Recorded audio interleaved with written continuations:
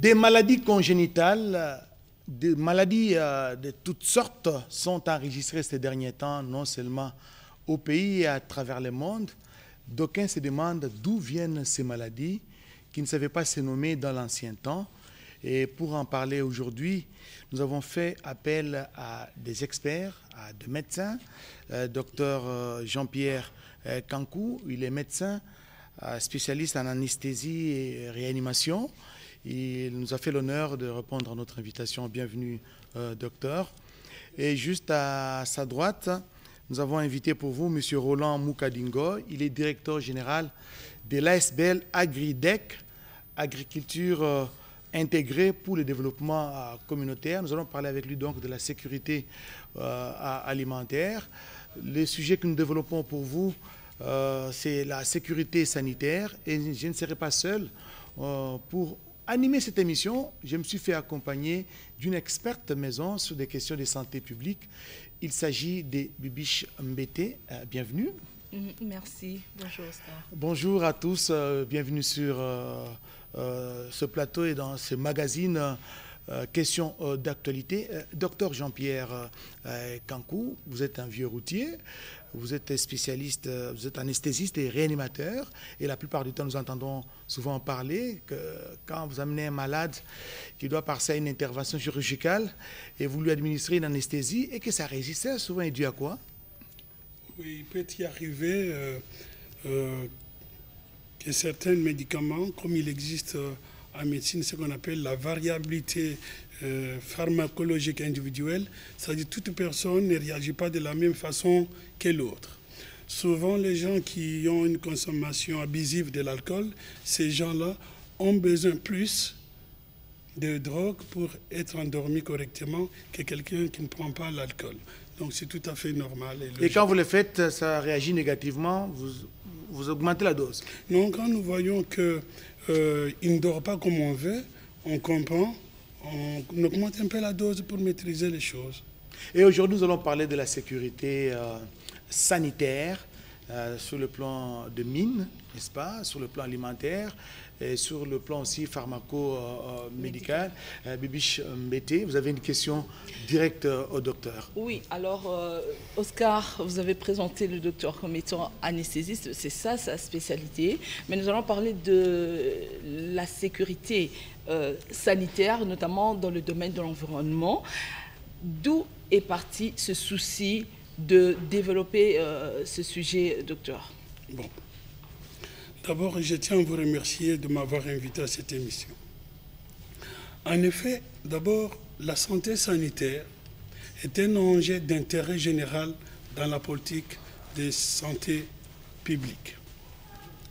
Et je peux vous dire qu'aujourd'hui, plus que jamais, la sécurité sanitaire doit être une priorité dans la politique de santé publique. Pourquoi? En tant qu'acteur, en tant que praticien, nous avons constaté et nous assistons de plus en plus à la recrudescence des pathologies, à l'augmentation d'incidence des pathologies particulièrement graves, notamment les pathologies cancéreuses et infectieuses, et dont le coût financier est tellement énorme que la plupart de nos concitoyens, 80 à 90% de la population, n'a pas les moyens d'y faire face. Et en même temps, nous, en tant qu'acteurs, en tant que médecins, des soignants, nous n'avons pas un arsenal thérapeutique vaste pour faire face à ces pathologies. Voilà pourquoi nous allons profiter de notre passage à sur vos ondes pour assurer ce qui est notre rôle, celui de sensibilisation, celui d'éducation de la population d'une part, et d'autre part, de lancer l'alerte au pouvoir public. Docteur Kankou, justement, vous parlez de plusieurs pathologies qui prennent de l'ampleur aujourd'hui. Dans l'ancien temps, on n'en parlait pas. Aujourd'hui, on a les cancers des seins, cancer du col de l'utérus, cancer de ceci, cancer des sangs. Et d'où viennent toutes ces pathologies aujourd'hui? Parce que vous parlez de la sécurité sanitaire. Ok. Mais je voudrais que les gens comprennent bien ce que c'est la sécurité sanitaire.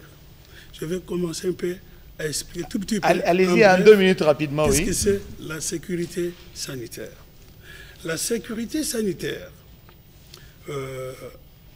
traite la sécurité et l'évaluation des menaces ou des risques réels ou supposés contre la santé de la population. Cela a pour conséquence que la sécurité sanitaire a pour objectif d'anticiper, de prévenir toutes ces menaces réelles ou supposées, afin d'éviter les catastrophes. En cas de survenue de ces menaces, de diminuer l'impact sur la population.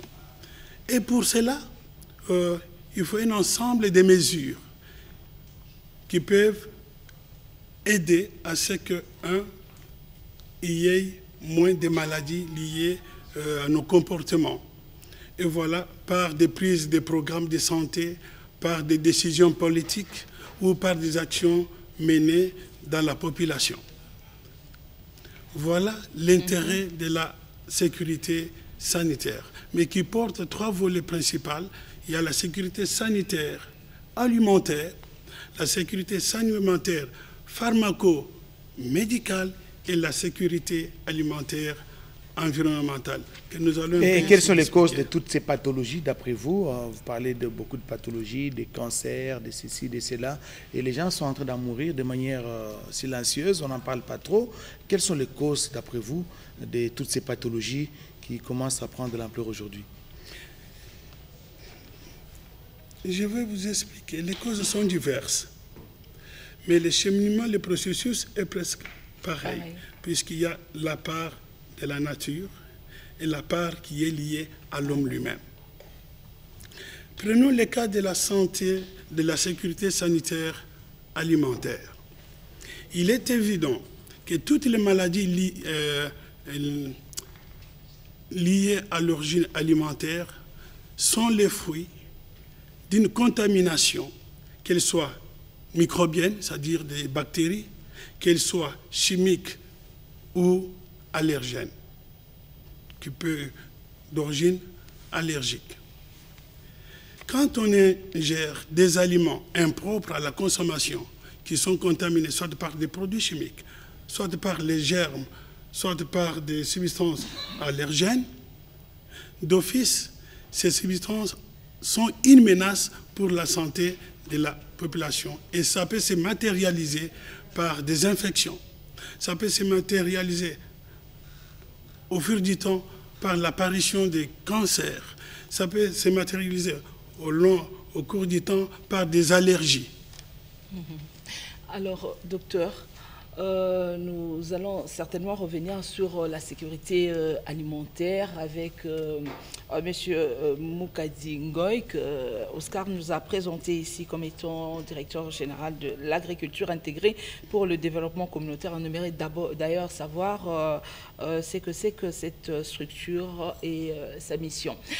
Alors, j'ai posé tout à l'heure, ma première question était de savoir les soucis qui vous animent en développant ce sujet. Nous sommes dans un pays où nous faisons des exploitations minières, n'est-ce pas? Et des gens, des populations environnantes et même les travailleurs qui sont impliqués dans l'exploitation minière, ils ont de problèmes, n'est-ce pas? Alors, on aimerait savoir, de ce point de vue-là, justement, quels sont les dangers, les risques qui sont liés au fait de côtoyer cet environnement. Voilà. Dans le cas de la sécurité sanitaire environnementale, il y a diverses substances dans l'espace, dans le sol, qui peuvent être toxiques pour l'organisme humain et engendrer des maladies. Nous avons constaté, c'est un constat, dans une des régions qui est la région du Grand Katanga à l'époque. Et nous avons fouillé un peu dans les archives pour comparer un peu l'évolution des choses. Actuellement, nous avons constaté qu'il y a une incidence très élevée des pathologies cancéreuses. On a constaté un taux très élevé de stérilité chez les jeunes filles ou les jeunes gens en général, des femmes ou hommes. On a constaté un taux très élevé de fausses couches chez les jeunes femmes. On a constaté les taux très élevés de, comment je peux dire,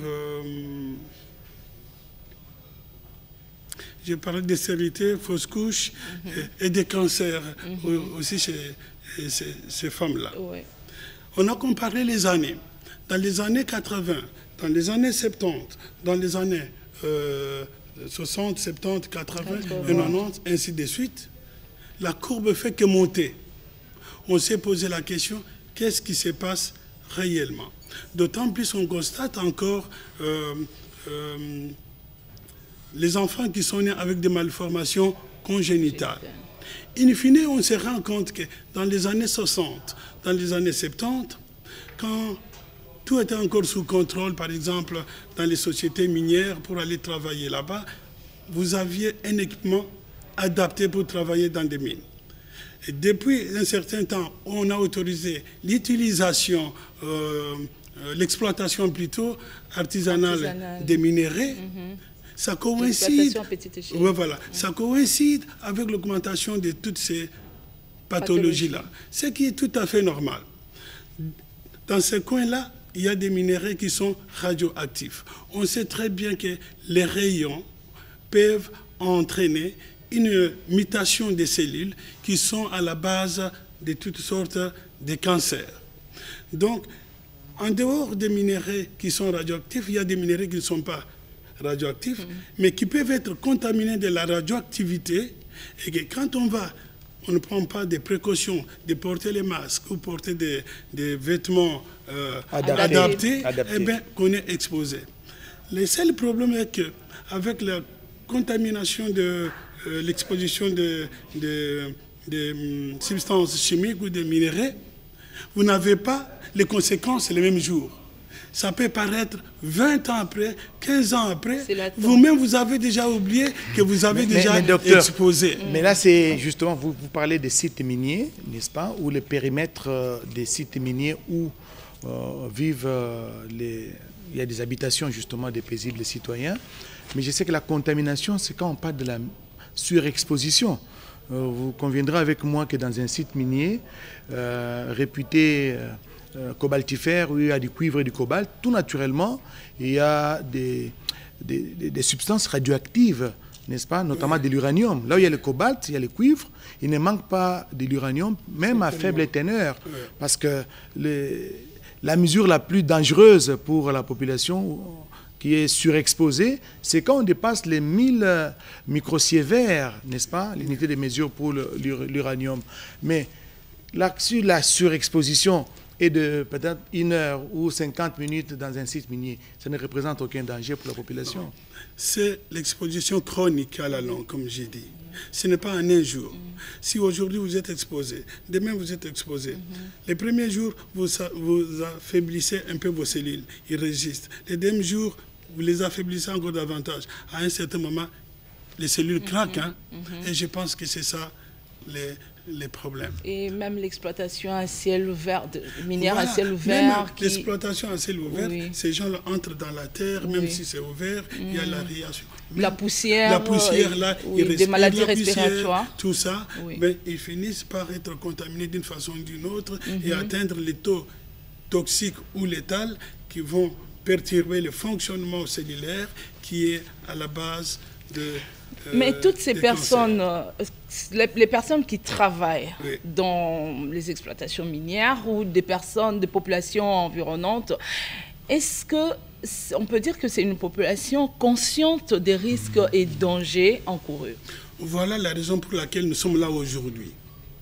C'est pour sensibiliser ces gens-là. Aujourd'hui, mon raisonnement est celui-ci. C'est vrai qu'on a autorisé que les gens aillent creuser, ils creusent, ils attrapent 1000 $, ils ont l'impression qu'ils vivent mieux. Oui. Mais s'ils ont la malchance d'attraper la maladie, ils n'auront même pas suffisamment d'argent pour se soigner, même si on avait les traitements. Un cancer, par exemple, voilà, qui coûte pourrait cher. apparaître. Donc, qui est-ce qui accepterait oui, de gagner 1000 francs tout en sachant si je tombe malade, je ne saurais pas me soigner, je vais mourir. Ah oui. Donc les gens y vont puisqu'il y a l'ignorance. Voilà. Il y a la pauvreté aussi. Ils ne sont pas conscients. Mais même la pauvreté, on peut être pauvre. Est-ce que tu vas accepter de mourir avant puisque tu es pauvre? Non. Si on te dit que tu vas t'exposer là-bas, voilà. Donc, c'est l'ignorance, c'est la prise de conscience. Il manque d'explication. On ne leur a pas dit que c'était dangereux. Quand vous faites ça, quand vous êtes une jeune fille, on vous dit vous allez vous exposer là. 15 ans après, quand vous aurez l'occasion d'avoir les enfants, vous n'aurez pas des enfants. Est-ce que vous irez vous exposer? Mais docteur, loin de moi de chercher un bouc émissaire, oui. Mais ça c'est le travail de qui? Qui doit sensibiliser qui? Pas c'est une pauvre... l'a dit tantôt, voilà. Les gens qui croupissent dans la pauvreté, vous savez, un ventre affamé n'a point d'oreille, c'est à la quête de la survie, quand il y a une occasion qui s'offre devant soi pour gagner un peu 200, 100 $, on y va. Mais qui est censé les sensibiliser, encadrer cette population? En premier lieu, c'est le rôle des médecins qui est censé comprendre toutes ces choses-là. C'est ce que je fais aujourd'hui en tant que médecin. Lancer l'alerte au pouvoir public et en même temps essayer de sensibiliser nos compatriotes, nos concitoyens. Je vous donne un exemple. En Europe, on dit aux gens ne fumez pas puisque la cigarette va vous donner le cancer de la gorge, le cancer de ceci, tout ça. Mais vous êtes libre, vous avez votre choix. Au moins vous êtes d'aller informé. Fumer ou de ne pas fumer. Oui. Donc si vous fumez, que vous avez la chance de ne pas attraper, tant mieux pour vous. Fumer est préjudiciable à la santé. Mais si vous fumez, que vous attrapez le cancer, c'est votre problème. En Angleterre, par exemple, si vous souffrez de maladies cardiovasculaires, qu'on vous dit que vous ne devez pas fumer et que vous continuez pour fumer, le pouvoir public ne vous prend pas en charge, puisque vous avez voulu être dans cet état-là. Et c'est pour ça qu'on prend soin de mettre des inscriptions. Voilà, on dit la cigarette tue. On va même au-delà de nuit à la santé. Donc, c'est l'exemple même que l'homme reste libre. Oui. Malgré la sensibilisation que nous allons faire, oui. Il a libre choix d'aller tuer ou de ne pas. Au moins, nous aurons fait notre travail. Ce qui montre que ce problème... il y a des responsabilités en fait à tous les niveaux, n'est-ce pas, les responsabilités partagées par rapport à tous ces dangers auxquels la population il est vrai, est on peut exposée. dire qu'il y a la responsabilité partagée si nous restons muets. Oui. Mais nous ne restons pas muets. La responsabilité sera chargée pour les gens qui vont être tout en sachant, mais qui vont rester spectateurs. Par rapport à l'information, excusez-moi, docteur, n'est-il pas, est-ce que ça n'incombe pas d'ailleurs aux exploitants miniers, par exemple, dans toutes ces entreprises-là, d'informer les travailleurs, d'informer ceux qui sont journalièrement exposés des risques? Je pense qu'il y a des conventions, même au niveau international, qui stipulent que toutes ces personnes qui sont exposées doivent être informées des risques et dangers qui sont au préalable évalués. Et en même temps être protégées. Je ne peux pas répondre à leur place, mais je présume, comme un bon père de famille, ces patrons-là qui dirigent des multinationales sont conscients que ce sont des minéraux qui peuvent avoir un impact négatif sur la santé des gens, qui prennent toutes les précautions possibles de protection. À l'époque, les Belges qui étaient là depuis les années 60, 50, ça ne date pas d'aujourd'hui, mais je pense qu'ils ont dû prendre des précautions. Je ne dis pas qu'il n'y avait pas de maladies cancéreuses, il y en avait, mais en proportion quand même moindre que ce qu'on voit aujourd'hui. Et les inspecteurs faire aussi leur travail. C'est ça justement, est-ce que les inspecteurs en mine existent? Est-ce qu'ils font des descentes sur le terrain? Parce que si on voit la proportion... Mais vous me posez une question que je ne peux pas vous répondre par l'affirmation, non, l'affirmation. Je pense... Je ne suis pas le seul. Mais au moins le principe... Je pense que je ne suis pas le seul à être au courant de ce qui se passe là-bas. Voilà. Que beaucoup de gens sont au courant et que ceux qui ont la charge de protéger la population du point de vue sanitaire, prennent leurs responsabilités. Aujourd'hui, nous avons pris la nôtre. C'est celle de sensibiliser encore davantage. Que ceux qui n'ont pas compris, comprennent. Que ceux qui avaient déjà compris, comprennent que nous insistons encore. Nous prenons notre responsabilité en alertant encore les pouvoirs publics s'il est endormi en disant les choses se gâtent. Docteur, si je vous comprends bien, vous êtes médecin. La plupart des cas de maladie ou des malades que vous recevez, qui souffrent de pathologies, dont vous avez fait mention ici, le cancer, des seins, de ceci, de cela, viennent plus des zones minières, c'est ça? En réalité, quand on essaie de voir un peu, par curiosité, il faut dire que les statistiques ici sont ce qu'elles sont. Mais la plupart que j'ai moi rencontrés, la plupart venaient de Katanga. C'est ce qui avait attiré mon attention. Et que je me suis intéressé aux gens qui ont vécu au Katanga, aux gens qui étaient impliqués par là, que j'ai récolté des données. Mais quand vous prenez le Katanga, vous prenez le Kasaï qui est à côté, où il y a l'Amiba, il n'y a pas autant de cancers, de problèmes de pathologies cancéreuses, il n'y a pas autant de taux de femmes qui font des fausses couches, il n'y a pas autant de taux de femmes de stérilité. Beaucoup de problèmes de santé de la probablement, reproduction. j'ai dit, bon, il y a un problème environnemental. Et ça vous a alerté. Voilà. Et même problème, on a dans le domaine de l'alimentation, n'est-ce pas? C'est pour ça d'ailleurs que nous avons ici M. Mukadingoy, oui, directeur général de l'agriculture intégrée pour le développement communautaire. Est-ce que vous pouvez d'abord nous parler, nous présenter votre structure? Qu'est-ce qu'elle fait justement pour assurer disons, la sécurité alimentaire dans la communauté? Merci beaucoup.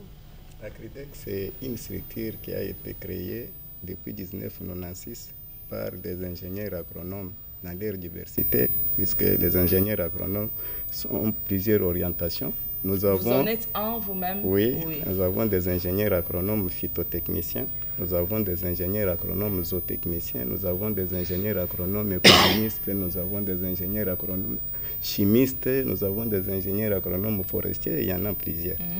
Mais en tant qu'ingénieur agronome zootechnicien, ça c'est votre spécialité, parlez un peu fort, ça c'est votre spécialité. C'est ma spécialité en tant qu'ingénieur agronome zootechnicien. Et puis responsable de l'Agridec. Nous travaillons, comme nous avons comme mission, c'est de sécuriser l'alimentation des Congolais. Sécurisation de cette alimentation passe par des étapes. Il y a l'étape de la qualité des aliments que les Congolais consomment. Il y a l'étape de la quantité. Qualité et quantité.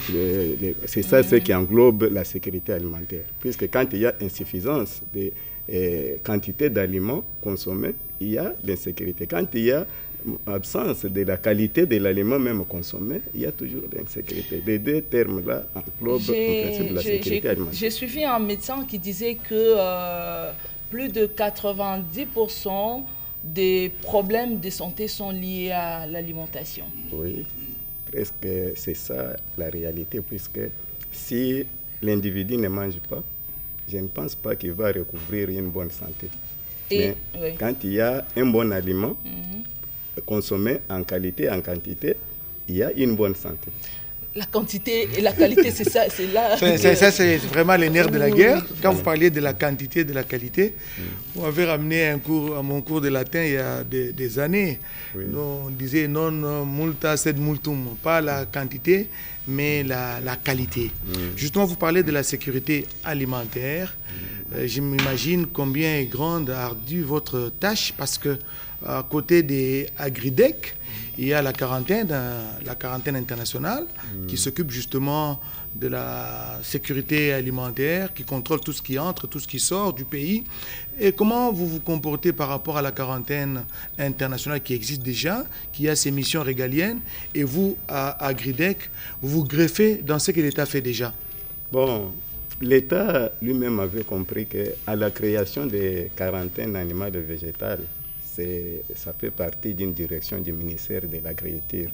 Et à sa création, il n'y avait pas à cette époque des agents compétents pour contrôler, analyser les aliments. Et pourtant, Agridec est dans cette matière-là pendant plus de 24 ans.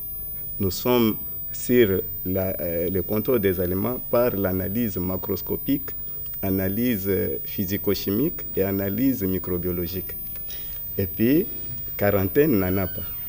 L'État a trouvé utile... Une structure étatique qui n'a pas ces équipements. Oui, l'État a trouvé utile maintenant de demander à l'Agridec d'appuyer la quarantaine animale et végétale qui s'appelle SCAP. Ok, mais vous existez à vous entendre depuis 1996, c'est ça? Ça fait des années et pourtant l'insécurité alimentaire, ça vit avec nous. C'est notre quotidien, nous Congolais. Qu'est-ce que vous faites concrètement? Moi, je vais savoir. Parce qu'aujourd'hui, j'irai même dans une alimentation, je vais trouver des aliments avariés.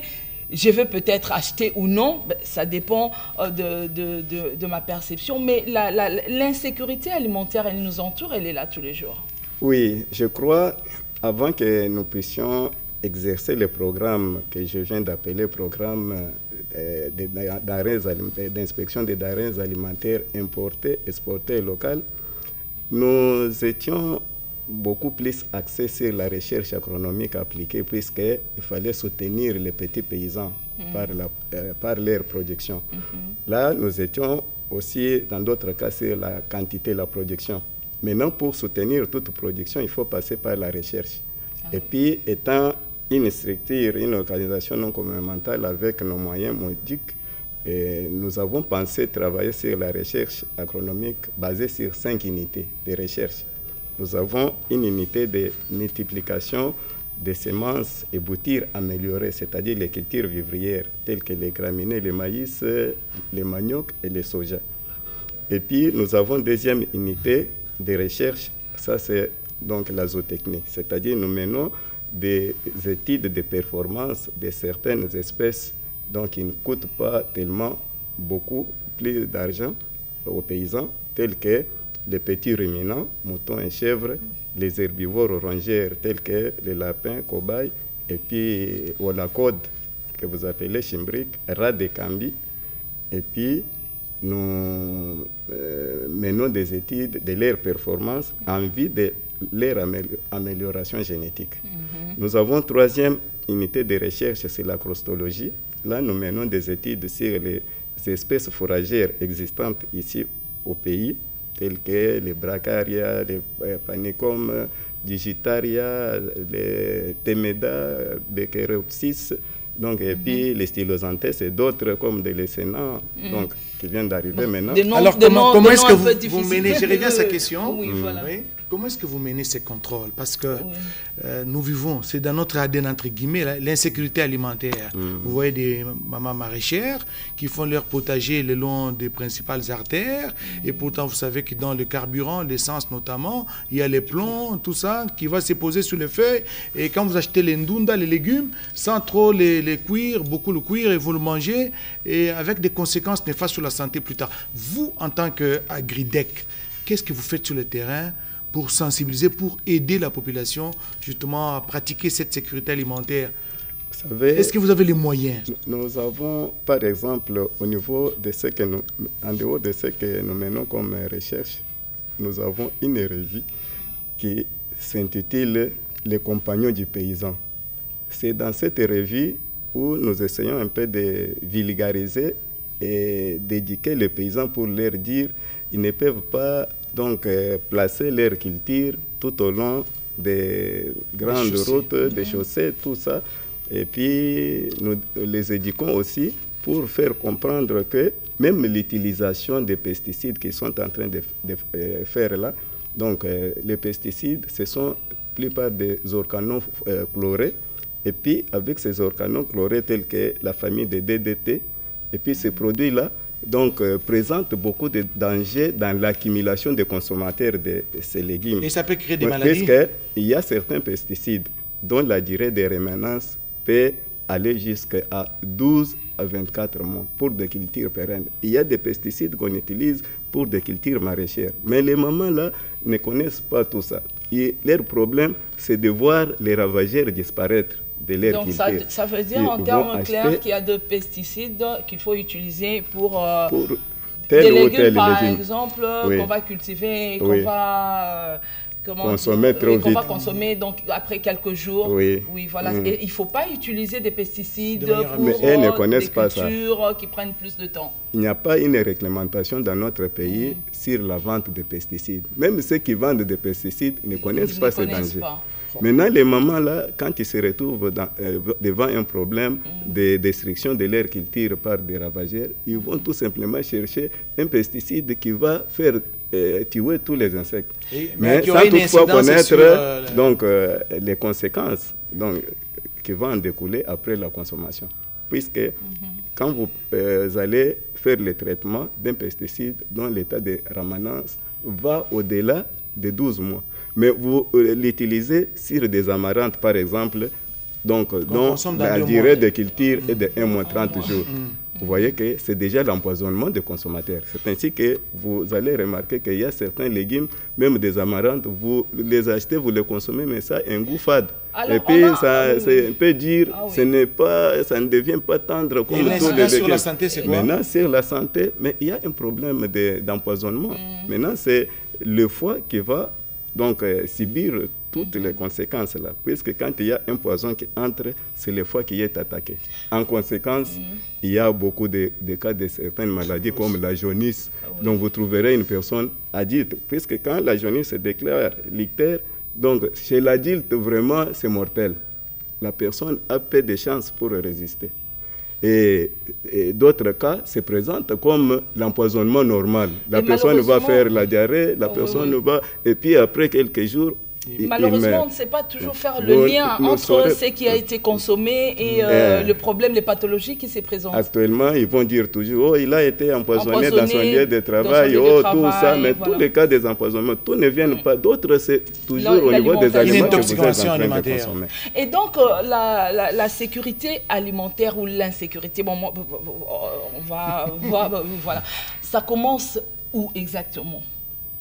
L'insécurité alimentaire est généralisée dans notre pays, puisque d'abord, les Congolais ne consomment pas d'abord les aliments de qualité. Les Congolais ne consomment pas donc, les aliments en quantité suffisante. Par la qualité des aliments, actuellement à Kinshasa, vous allez remarquer qu'il y a des croupions, des dindons qu'ils consomment. Dans ces croupions de dindons-là, il n'y a que la graisse. C'est ce qu'on appelle madindon. Même des il y a les mapoulés et les madindons. Pieds de porc. Dans tout ça, il y a la graisse. La graisse, ce sont des acides gras saturés. Et c'est la source potentielle de cholestérol. Cholestérol nuisible. Puisque le cholestérol, en soi, c'est une graisse qui est indispensable pour le bon fonctionnement des organes. Mais il y a aussi des éléments de ce cholestérol nuisible-là qui proviennent donc des graisses que les Congolais consomment. Des madindons et ceux qui consomment des viandes en Europe, là où le docteur revient, ils consomment de bonnes parties, même des dindons, là, il y a des courmets et tout ça, mais ils les envoient que des croupions qui constituent des dangers. Mais c'est ce que vous demandez, c'est ce que vous voulez d'ailleurs, c'est ce que vous réclamez à Kinshasa. C'est ça, la qualité des aliments que les Congolais consomment. Ça, c'est première chose. Deuxième chose, tous les aliments importés ici, donc ça change donc, de nature, de forme, à partir des conditionnements dans les transports. Ça arrive ici, ça devient avarié. Et notre pays, c'est le seul pays qui accepte tous les produits avariés qui viennent refusés dans d'autres pays, mais ça trouve le marché ici. Ça entre sans contrôle. Et les contrôles que vous faites, votre niveau à notre niveau, on nous a donc accordé l'arrêté pour appuyer SCAV. Nous avons connu beaucoup de difficultés. On a signé ça depuis 2020. On vient de notifier au mois de mars ici. Donc c'est le travail. Donc, et puis c'est tout un combat, parce qu'elles ne veulent pas de l'ordre. Nous sommes combattus. Même jusqu'à présent, nos agents ont des difficultés de travailler. Il faut faire des plaidoyers pour que nous avons tous les documents. Mais pourquoi on nous refuse d'appuyer SCAV? Donc, signé en 2020, notifié au mois de mars 2022 ici. Donc 2 ans après. 2 ans. Et donc le travail que vous allez mener, c'est vraiment le travail d'assurer, n'est-ce pas, la sécurité alimentaire sur non pas seulement sur l'ensemble du pays. on parle là de produits d'ici, de produits locaux, mais aussi de produits importés. Les produits importés et les produits locaux. Les dangers ne se retrouvent pas seulement là-bas. Supposons par exemple, si nous allons commencer le travail, bien que nous sommes beaucoup combattus, tous les produits qui sont en train, les Indo-Pakistanais vendent ici, ils appellent ça jus.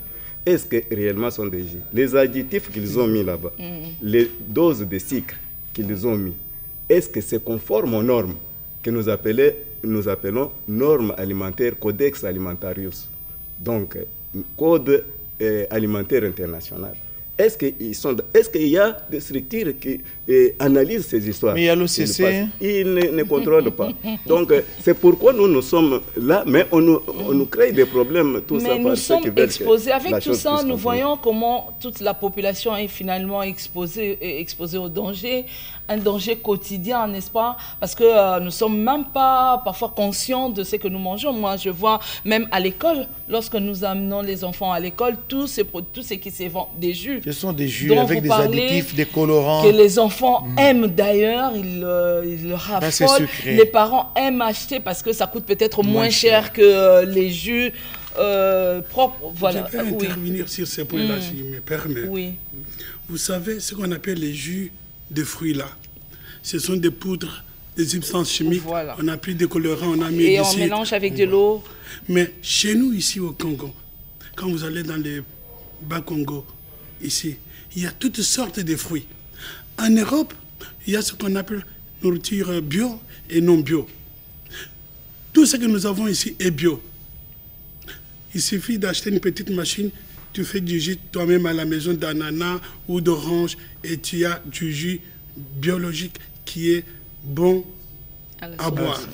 Mais la population n'est pas au courant. La population ne prend pas le temps de faire. Elle préfère ce qui est fait. C'est pour cela qu'il faut maintenant sensibiliser les gens. Ce que vous buvez là, ce n'est pas du jus de fruits. C'est des produits chimiques. On a mis du sucre dedans et des colorants.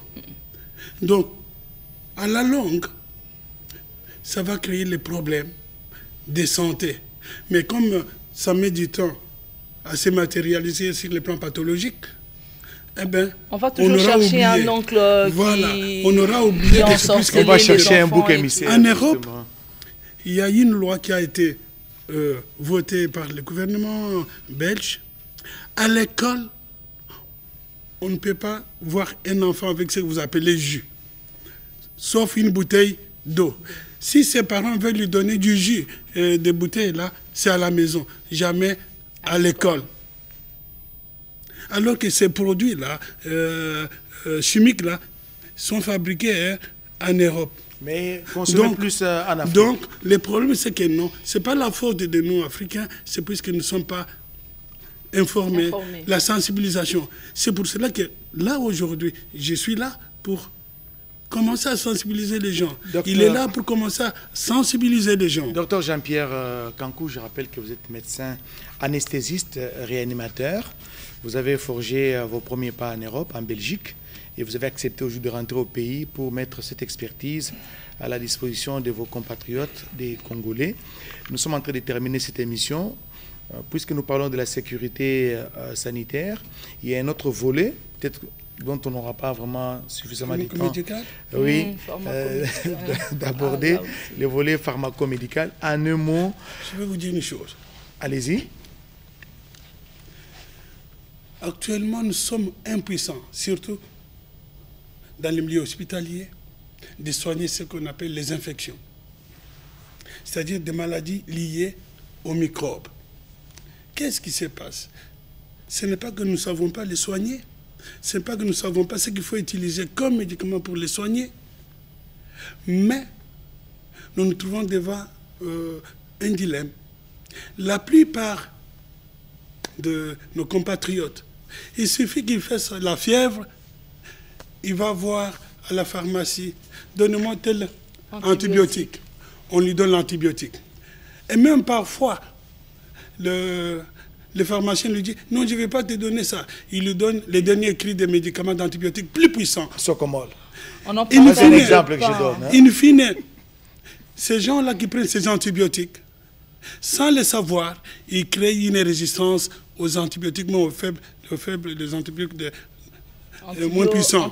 Quand il tombe malade, il vient à l'hôpital avec une infection, nous soignons, rien ne marche. On se rend compte qu'il est résistant aux antibiotiques. Donc, la sécurité pharmacomédicale implique tous les acteurs du secteur, en commençant par les fabricants, la qualité de ces médicaments qu'ils mettent sur le marché, en commençant par les distributeurs, les pharmaciens qui usurpent un peu de ses fonctions, commencent à lui-même prescrire les médicaments, je vais te donner ça, ça va marcher. Et qui donne même les médicaments sans prescription du médecin. Et puis le médecin lui-même. Mais il prescrit parce que moi j'ai vu des gens, quand nous observons aussi la population, une femme par exemple qui a un enfant qui fait la fièvre, elle-même s'amène, même, je vais dire pharmacien, c'est même pas pharmacien, le vendeur, c'est lui qui vend à la pharmacie, et elle demande, regarde, mon enfant fait tel problème, qu'est-ce que vous pouvez me proposer? Oui. Et lui propose mais à la place là où du j'ai dit médecin. les pharmaciens, usurpent. Ce n'est pas dans son pouvoir de prescrire. Ok, c'est le médecin qui doit prescrire. Encore, vous êtes gentil quand vous parlez du pharmacien. Oui, d'accord. Parce qu'il faut vérifier les profils, ce sont des gens qui, avec un peu de moyens. Et même le médecin lui-même, il peut être fautif. Il va vous prescrire, vous faites la température. La première chose, c'est vous prescrire un antibiotique. Pourquoi? Puisque dans les mentalités des gens, quand vous faites la fièvre, si on ne vous prescrit pas l'antibiotique, c'est un mauvais médecin. Donc pour un bon médecin, doit vous prescrire un antibiotique. Il y a des médecins qui se laissent vraiment entraîner par cette façon de voir les choses, ils prescrivent. Ou soit, il ne respecte pas les conditions d'usage. Pour les antibiotiques, il va prescrire un antibiotique très puissant. Et quand vous le prenez aujourd'hui, le lendemain, si vous êtes résistant à l'antibiotique, là, vous pouvez prendre les autres, ça ne marche pas. Et quand le médecin ne prescrit pas, les personnes prennent elles-mêmes sans prescription. Oui, mais je dis que tout le monde est fautif en commençant par les fabricants. Il faut savoir réellement si la qualité de ces produits est réellement ce qu'il nous dit. Les distributeurs, les vendeurs, les pharmaciens. Il faut voir les médecins lui-même qui prescrit, s'ils respectent les conditions et les critères d'usage d'antibiotiques. Il faut voir même les patients, c'est-à-dire les consommateurs. Docteur Kangdok, le problème est très complexe. Les pouvoirs politiques. Donc, ça doit être réglementé. Il faut une réglementation au niveau du secteur pharmacomédical. Pour que l'État puisse réglementer dans le secteur de la santé publique, de telle sorte que ça fait partie même de la sécurité sanitaire. Si ce n'est pas réglementé, tout le monde fait ce qu'il veut. On doit réglementer, l'État doit réglementer ce secteur parce que c'est un secteur vital, pour même l'avenir de la RDC, le développement humain. Vraiment très important parce qu'on doit savoir retracer tel produit, tel médicament vient de quel pays, qui a importé ça, est-ce que ça répond aux normes et qui est censé le vendre, il a les profils, ainsi de suite. Je pense qu'il en va de la sécurité sanitaire de la population. On n'a pas suffisamment de temps pour aborder cette question. Je pense que les autres aspects seront développés au cours de nos prochaines émissions, n'est-ce pas Bibiche? Il ne me reste qu'à dire sincèrement merci au docteur Jean-Pierre Kankou. Je rappelle qu'il est médecin, anesthésiste, réanimateur. Il a beaucoup travaillé en Belgique. Cette fois-ci, il a fermé ses valises pour les poser en RDC et contribuer au développement de son pays. Merci, docteur, d'avoir répondu à notre invitation. Juste à sa droite, nous avons eu l'honneur de recevoir M. Roland Moukadingoy.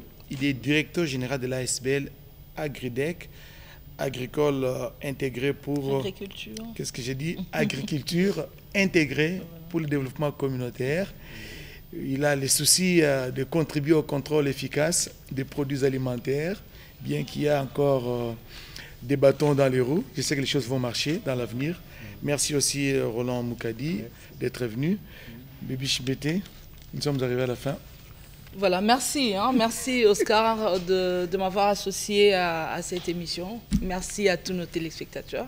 Et comme tu l'as dit, on y reviendra certainement. Nous avons des espaces à l'RTNC pour développer ces sujets. Il en va de la survie de la population, n'est-ce pas, de la santé de la population. Merci à vous tous qui nous avez suivis. D'autres sujets connexes liés justement à la sécurité sanitaire vous seront abordés dans nos prochains numéros. D'ici là, portez-vous bien et bonne suite de programmes sur vos télévisions.